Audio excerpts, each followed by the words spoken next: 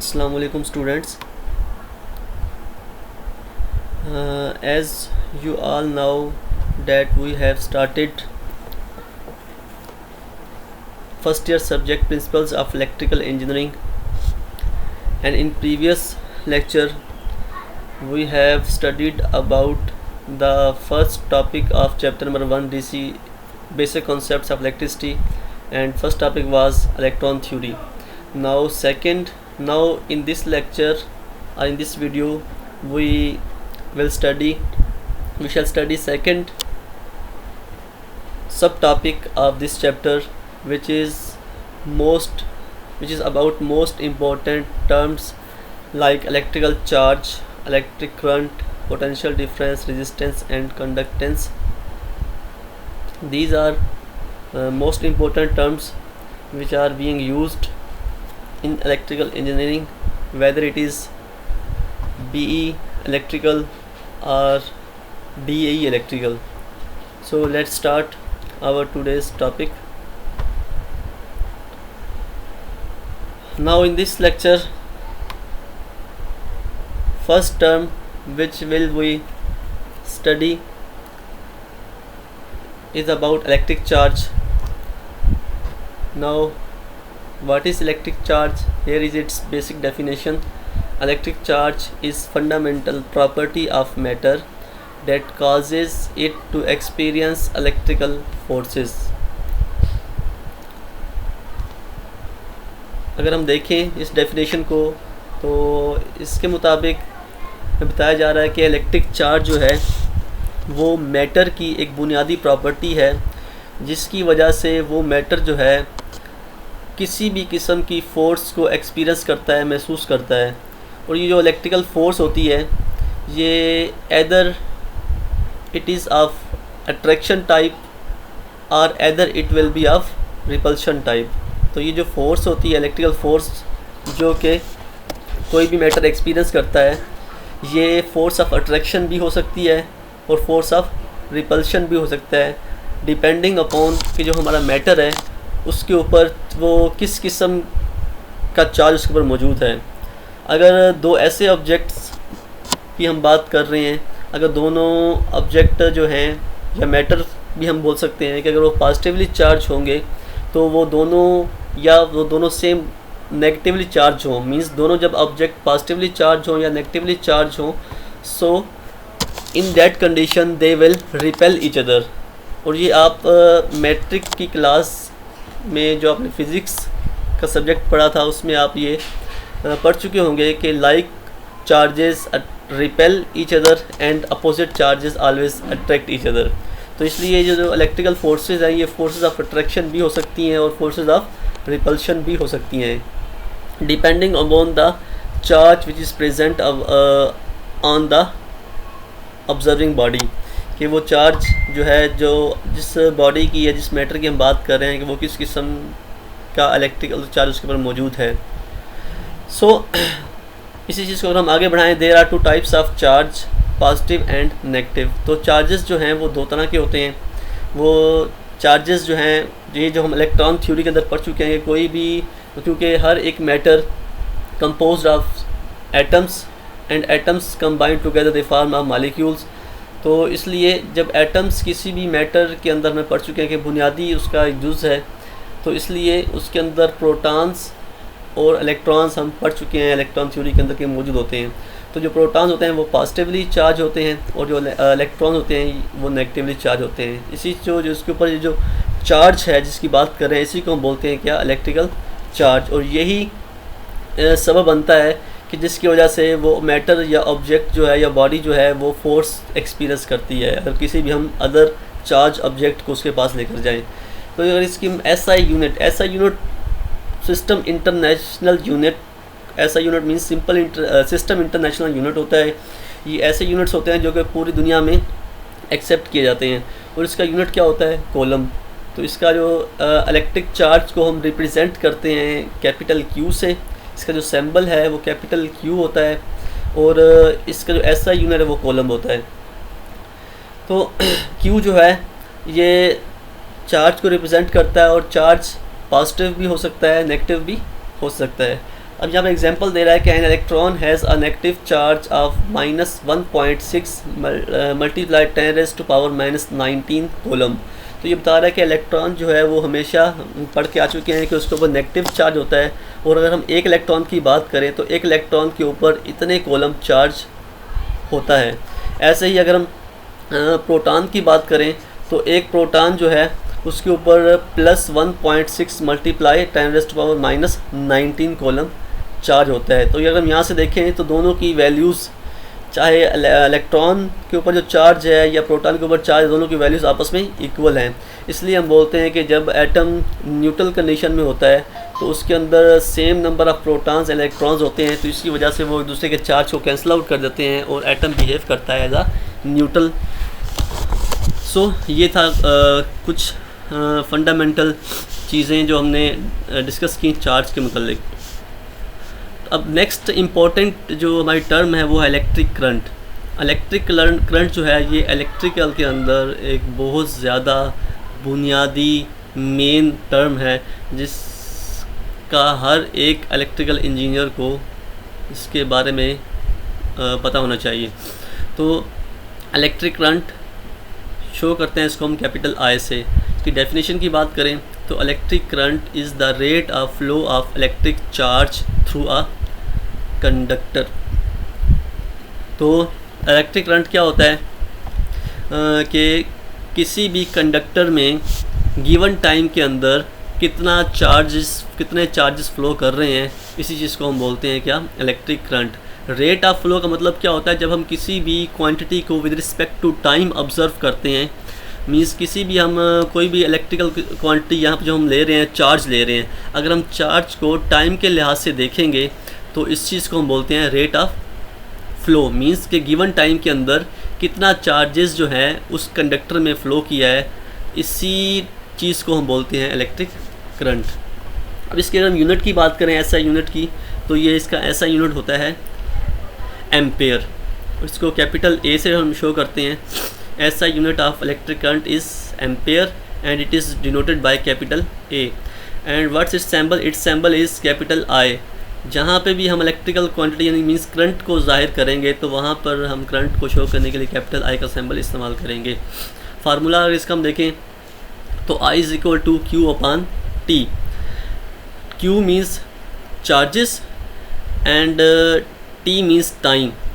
Now this formula is representing that how much amount of charges are flowing through a conductor in given time. वही चीज़ कि given time के अंदर कितने charges conductor के अंदर फ़्लो कर रहे हैं, इसी चीज़ को जब हम कैलकुलेट करते हैं तो इसको हम बोलते हैं कि करंट बोलते हैं। और यहाँ पर जो कैपिटल आई है वो इलेक्ट्रिक करंट को शो कर रहा है और इसका यूनिट क्या होता है, एम्पेयर होता है। क्यू जो है वो डिनोट कर रहा है चार्ज को, जिसका यूनिट ऐसा यूनिट कॉलम होता है। इसके अलावा टाइम जो टी जो है वो टाइम को शो कर रहा है, इसका ऐसा यूनिट क्या होता है, सेकेंड होता है। अब हम चलते हैं नेक्स्ट स्लाइड के ऊपर। तो नेक्स्ट स्लाइड के अंदर जो है हमारे पास दो टर्म्स हम डिस्कस कर चुके हैं, इलेक्ट्रिक चार्ज और इलेक्ट्रिक करंट। अब थर्ड टर्म जो मोस्ट इम्पोर्टेंट टर्म है वो है पोटेंशियल डिफरेंस, या जिसको हम वोल्टेज भी कहते हैं। उसको डिनोट किया जाता है कैपिटल वी से। डेफिनेशन पे आते हैं, potential difference is the work done और energy transferred per unit charge to move a charge between two points in an electric circuit.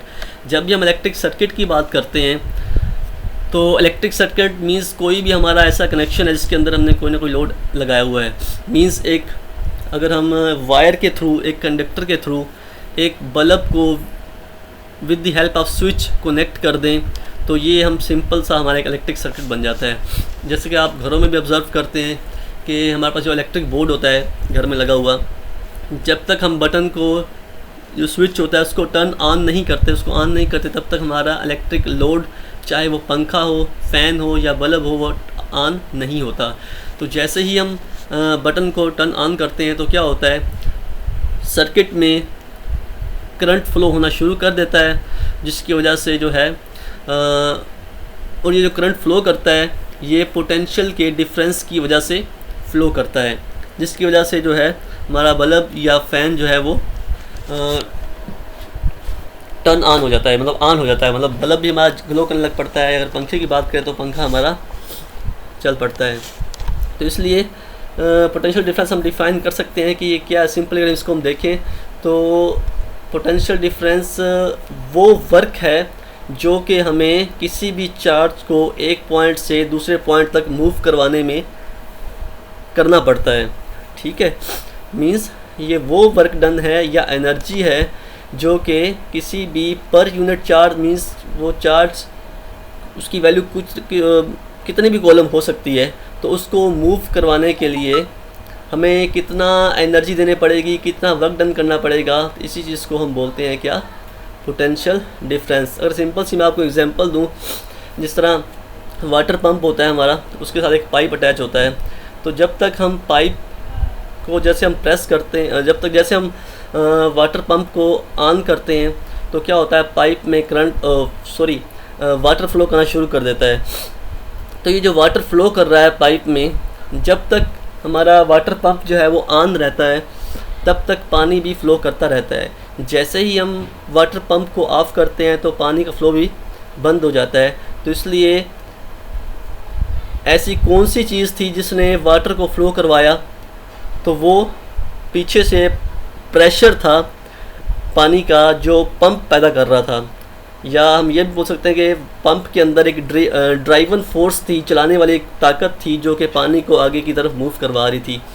तो यहाँ पर हम पानी को एग्जांपल ले सकते हैं एज अ करंट, और जो प्रेशर पीछे से पानी का आ रहा है जो कि उसको फ्लो करवा रहा है, इसको हम बोल सकते हैं एज अ पोटेंशियल डिफरेंस या वोल्टेज। ठीक है जी। तो सिंपली हम ये कह सकते हैं कि किसी भी चार्ज को मूव करवाने में, एक पॉइंट से दूसरे पॉइंट तक मूव करवाने में जितना वर्क डन करना पड़ता है या एनर्जी ट्रांसफ़र करनी पड़ती है, इसी चीज़ को हम बोलते हैं क्या, पोटेंशियल डिफरेंस मींस वोल्टेज। इसका ऐसा यूनिट होता है वोल्ट, जिसको हम कैपिटल वी से शो करते हैं, और इसका सिंबल क्या होता है, कैपिटल वी। फार्मूला क्या है, V = W/Q। वही उसी डेफिनेशन से ये फार्मूला ड्राइव किया गया है कि एक Q मीन्स चार्ज को डिनोट कर रहा है। तो अगर हम वो पर कॉलम, मतलब वन कॉलम की बात करें तो एक कॉलम चार्ज को एक पॉइंट से दूसरे पॉइंट तक मूव कराने में कितना वर्क डन करना पड़ रहा है, कितनी एनर्जी लगानी पड़ रही है, इस चीज़ को हम बोलते हैं क्या, पोटेंशियल डिफरेंस या वोल्टेज। तो यहाँ पर V = वोल्टेज, वोल्टेज को शो कर रहा है V। इस फार्मूले में W जो है वो वर्क डन को शो कर रहा है, और वर्क डन का यूनिट क्या होता है, जूल होता है। और Q जो है ये इसका ये चार्ज को शो कर रहा है, उसका कैपिटल जो इसका SI यूनिट है वो होता है कॉलम, जिसको हम कैपिटल C से डिनोट करते हैं। इसके अलावा हम सिंपल पोटेंशियल डिफरेंस को इस तरीके से भी कह सकते हैं कि pressure which causes electric current to flow. ये भी सिंपल डेफिनेशन बनाई जा सकती है पोटेंशियल डिफरेंस या वोल्टेज की, कि एक ऐसा प्रेशर जो कि इलेक्ट्रिक करंट को या चार्जेस को मूव कराता है from one point two the other. तो ये हमें भी इस तरीके से भी हम पोटेंशियल डिफरेंस को डिफ़ाइन कर सकते हैं। अब अगर हम नेक्स्ट की बात करें, नेक्स्ट इम्पोर्टेंट टर्म जो है वो है रेजिस्टेंस। रेजिस्टेंस क्या होती है, resistance is the opposition offered by material to the flow of electric current. जब भी किसी कंडक्टर में करंट फ्लो कर रहा हो तो उस करंट को फ्लो करने में जो रुकावट मटेरियल की प्रॉपर्टी या मटेरियल की कंपोजिशन की वजह से जो ऑफर होती है, उसको हम बोलते हैं रेजिस्टेंस। जैसे आप देखा होगा कि कोई भी कंडक्टर जो है, अगर हम उसको जैसे आप सिंपल हम अपने घर की मिसाल ले लें, अगर जो हमारा एनर्जी मीटर है वो हमारे घर से काफ़ी दूर लगा हुआ है और वहाँ से हमें एक वायर लेके आनी पड़ रही है अपने घर तक, और उसकी लेंथ बहुत ज़्यादा है, तो आपने देखा होगा कि इन समर सीजन्स के गर्मियों के मौसम में जो है हमारे वोल्टेज ड्रॉप हो रहे होते हैं। तो वो वोल्टेज क्यों ड्रॉप हो रहे होते हैं, इस रेजिस्टेंस की वजह से, उस मटेरियल की रेजिस्टेंस की वजह से। क्योंकि मटेरियल जो है उसकी ये प्रॉपर्टी है कि वो करंट को हमेशा अपोजिशन कुछ न कुछ प्रोवाइड करता है। जितनी हम लेंथ बढ़ाते हैं उसकी उतनी ही उसकी रेजिस्टेंस बढ़ती जाती है।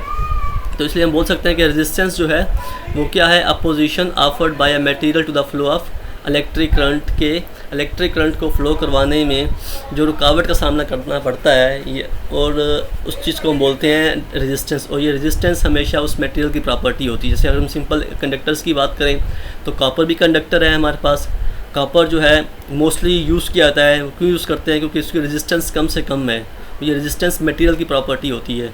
इसके अलावा अगर हम एल्यूमिनियम की बात करें तो एल्यूमिनियम की जो रेजिस्टेंस है वो एज़ कम्पेयर टू कॉपर ज़्यादा होती है, और उसमें एल्यूमिनियम का जो कंडक्टर होगा उसके अंदर वोल्टेज ड्रॉप ज़्यादा होंगे और करंट को रुकावट भी ज़्यादा प्रोवाइड की जाएगी। इसका अगर हम ऐसा यूनिट बात करें तो इसका ऐसा यूनिट जो है वो ओहम है, OHM ओहम, जिसको हम इस सिंबल से शो किया जाता है। इसके अलावा इसका जो रेजिस्टेंस को शो करने का जो सिंबल है वो है कैपिटल R। इसका अगर हम रिलेशन देखें, इसका फार्मूला देखें तो वो ओहम्स लॉ के मुताबिक R = V/I है। अब ओहम्स लॉ एक DC फंडामेंटल के अंदर एक अहम इम्पोर्टेंट लॉ है जिसको हम आगे नेक्स्ट टॉपिक्स के अंदर डिस्कस करेंगे। अब वो बोला कि नेक्स्ट बोल रहा है कि a higher resistance means less current flow for a given voltage. Understood सी बात है कि किसी कंडक्टर के अंदर जितनी उस मटेरियल की प्रॉपर्टी, मतलब मींस कोई भी हम कंडक्टर लें तो उसकी जितनी रेजिस्टेंस ज़्यादा होगी उतनी ही करंट को ज़्यादा रुकावट मिलेगी और करंट कम फ्लो करेगा। ऐसे ही अगर हमारे जो है कंडक्टर वो बहुत अच्छी क्वालिटी का होगा तो उसके अंदर रेजिस्टेंस कम होगी और करंट ईज़िली फ़्लो कर पाएगा। तो हम बोल सकते हैं कि जितनी, या हम इससे भी देख सकते हैं इस रिलेशन से, क्योंकि V और R जो है वो आपस में डायरेक्टली प्रोपोर्शनल हैं। इसके अलावा I और R आपस में क्या है? इन्वर्सली प्रोपोर्शनल हैं। मींस जितना इन्वर्सली प्रोपोर्शनल का मतलब ये होता है कि दो क्वांटिटीज़ जब आपस में इन्वर्सली रिलेटेड होती हैं तो उसमें अगर एक क्वांटिटी को हम बढ़ाएंगे तो दूसरी अंडरस्टूड बात है ऑटोमेटिकली कम हो जाएगी। मींस अगर हम रेजिस्टेंस बढ़ाएंगे तो करंट कम हो जाएगा, अगर हम करंट बढ़ाएंगे तो रेजिस्टेंस भी कम हो सकता है। तो इसलिए ये R और I आपस में क्या है? इन्वर्सली प्रोपोर्शनल है, मींस इनके दरमियान इन्वर्स रिलेशन है। तो इसलिए हम बोल सकते हैं कि हायर रेजिस्टेंस होगी तो कम करंट फ्लो करेगा। नेक्स्ट है कंडक्टेंस, जिसको हम डिनोट करते हैं कैपिटल G से। अब कंडक्टेंस क्या है? कंडक्टेंस रेजिस्टेंस का उलट है। अगर हम इसको डिफ़ाइन करें सिंपल वर्ड्स में तो कितनी आसानी से किसी भी कंडक्टर के अंदर करंट फ्लो कर सकता है, उस चीज़ को हम बोलते हैं कंडक्टेंस। मींस करंट को फ्लो होने में जो रुकावट होती है उसको हम रेजिस्टेंस बोलते हैं, और कंडक्टर कितनी आसानी से करंट को फ्लो करवा सकता है इस चीज़ को हम बोलते हैं कंडक्टेंस। और कंडक्टेंस जो है हमेशा रेजिस्टेंस के उलट होती है, रेसिप्रोकल होती है। तो इसकी डिफ़ाइन करते हैं, डेफिनेशन लिखी हुई है इसकी। Conductance is the ability of a material और component to allow electric current to flow. के कंडक्टेंस जो है वो मटेरियल की वो प्रॉपर्टी है जो कि इलेक्ट्रिक करंट को आसानी से फ़्लो करना अलाउ करती है। तो it is the reciprocal of resistance, और ये रेजिस्टेंस के उलट होती है। मैं आपको ऑलरेडी बता चुका हूँ कि कितनी आसानी से किसी कंडक्टर में करंट फ्लो कर सकता है, इसको हम बोलते हैं कंडक्टेंस, और ये रेजिस्टेंस के रेसिप्रोकल होती है, उलट होती है। इसका ऐसा यूनिट होता है सीमेंस, इसको हम डिनोट करते हैं कैपिटल S से। इसके अलावा इसका सिंबल जो है वो G होता है, कैपिटल G। फार्मूला देखें, क्योंकि ये रेसिप्रोकल ऑफ रेजिस्टेंस है, रेजिस्टेंस का उलट है, इसलिए इसका फार्मूला बनेगा G = 1/R। अब वो कह रहा है कि higher conductance means electricity flows more easily, क्योंकि मैं बता चुका हूँ कि कंडक्टेंस असल में क्या है कि किसी भी मटेरियल में कितना आसानी से करंट फ्लो कर सकता है, इस चीज़ को हम कंडक्टेंस बोल रहे हैं। इसलिए हम कह सकते हैं कि जिस मटेरियल की जितनी ज़्यादा कंडक्टेंस होगी उतना ही उस मटेरियल में से करंट आसानी से फ्लो कर सकता है। इसको सिंपली अंडरस्टैंड करने के लिए एक सिंपल सी पिक्चर बनाई गई है। इसको हम देखें तो ये हमारा वोल्टेज सोर्स है, जैसे सिंपल हम बैटरी बोल सकते हैं इसको। तो बैटरी हम पता है कि उसका एक टर्मिनल जो है, बैटरी के दो टर्मिनल्स होते हैं, आपने देखा होगा हर एक घर में बैटरी मौजूद होती है। तो उसका एक साइड नेगेटिव टर्मिनल, दूसरी साइड पर पॉजिटिव टर्मिनल। तो positive terminal means higher potential terminal and negative terminal means lower potential terminal. और उसके दरमियान हम अगर एक बैटरी की बात करें तो उसके अगर हम डिफरेंस निकालें वोल्टेज का, तो हायर पोटेंशियल मींस वो 12 वोल्ट होता है और जो लो पोटेंशियल होता है वो 0 वोल्ट होता है। तो दोनों में डिफरेंस निकालें तो 12 वोल्ट का पोटेंशियल डिफरेंस होता है। तो इसलिए यहाँ पर दिखाया गया है कि मिसाल ये पॉजिटिव साइड है बैटरी की, तो इसको बोला है हाई पोटेंशियल, और जो नेगेटिव साइड इसको बोला गया है मींस नेगेटिव टर्मिनल साइड है, उसको बोला गया लो पोटेंशियल। तो जैसे इसको हम सर्किट, ये एक सिंपल सा एक एक सर्किट दिखाया गया, सिंपल इलेक्ट्रिक सर्किट, जिसके अंदर एक रेजिस्टेंस लगी हुई है। रेजिस्टेंस मींस हम सिंपल कह सकते हैं एक आम सा बल्ब लगा हुआ है, सिंपल। तो वो उनका रेजिस्टिव लोड होता है। तो इसलिए यहाँ पर हम जैसे दिखाया गया कि जैसे ही हम वोल्टेज कनेक्ट करेंगे तो कंडक्टर से करंट फ्लो करने लग पड़ेगा वोल्टेज के डिफरेंस की वजह से। याद रखें कि इलेक्ट्रिक करंट जो है वो हमेशा कंडक्टर में वोल्टेज के डिफरेंस मींस पोटेंशियल के डिफरेंस की वजह से ही फ्लो करता है। अगर पोटेंशियल का डिफरेंस होगा तभी करंट फ्लो करेगा। मींस अगर हम जैसे हम बैटरी की मिसाल लेते हैं कि एक हायर पोटेंशियल टर्मिनल है, दूसरा लो पोटेंशियल टर्मिनल है, तो इनमें डिफरेंस मौजूद है जिसकी वजह से हम जब कंडक्टर कनेक्ट करते हैं इनकी टर्मिनल्स के साथ तो करंट फ्लो करता है। अगर ये डिफरेंस ना हो मींस दोनों टर्मिनल हाई पोटेंशियल के हों तो दो मींस अगर पॉजिटिव टर्मिनल भी 12 वोल्ट हो, नेगेटिव भी 12 वोल्ट हो, तो दोनों का डिफरेंस निकालें 12 - 12 0 हो जाएगा, जिसकी वजह से करंट फ्लो नहीं करेगा। तो करंट को फ्लो करवाने के लिए पोटेंशियल का डिफरेंस होना लाजमी होता है। अच्छा, इस चीज़ को समझाने के लिए एक सिंपल सी ये पिक्चर दिखाई गई है कि वोल्टेज दिखाया गया कि वोल्टेज जो है वो क्या कर रहा है, करंट को धक्का लगा रहा है। मींस कि वोल्टेज ऐसी क्वांटिटी है, इलेक्ट्रिकल क्वांटिटी है जो कि चार्जेस को मूव कराती है कंडक्टर के अंदर। अगर जितना ज़्यादा वोल्टेज होगा उतना ही करंट आसानी से उतना ही ज़्यादा करंट फ्लो करेगा कंडक्टर के अंदर। अगर वोल्टेज ना हो मींस पोटेंशियल का डिफरेंस ना हो तो करंट भी फ्लो नहीं करेगा। जबकि रेजिस्टेंस क्या दिखाया गया है, रेजिस्टेंस उसको करंट को आगे बढ़ने से रोक रही है। देखो उस आप इसको देखेंगे तो ये रस्सी में लिपटी हुई है उस करंट की क्वांटिटी को के अक्रॉस में। तो इसका मतलब ये है कि जितना ज़्यादा ये इसको पुल करेगा उतना ही करंट फ्लो नहीं कर पाएगा। तो इसलिए हम बोल सकते हैं कि रेजिस्टेंस जो है वो क्या है, करंट को फ्लो करवाने में रुकावट होती है। तो जितना ही ज़्यादा रेजिस्टेंस उतना कम करंट फ्लो करेगा।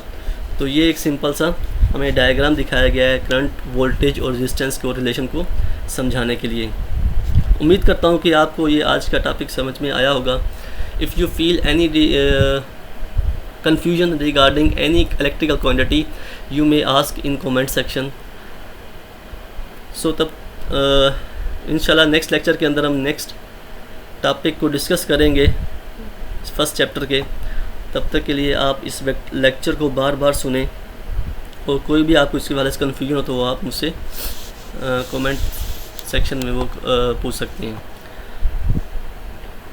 इसके अलावा एक और आपको आपसे एक इम्पोर्टेंट बात डिस्कस करनी थी कि आप इस चैनल को DAE इलेक्ट्रिकल नॉलेज स्पेस 04 इसको लाजमी जो है सब्सक्राइब करें और वीडियो को लाइक करें, शेयर करें ताकि हम जो है ज़्यादा से ज़्यादा अच्छी वीडियोस आपके लिए, फ़ायदेमंद वीडियोस आपके लिए बना सकें। Thank you.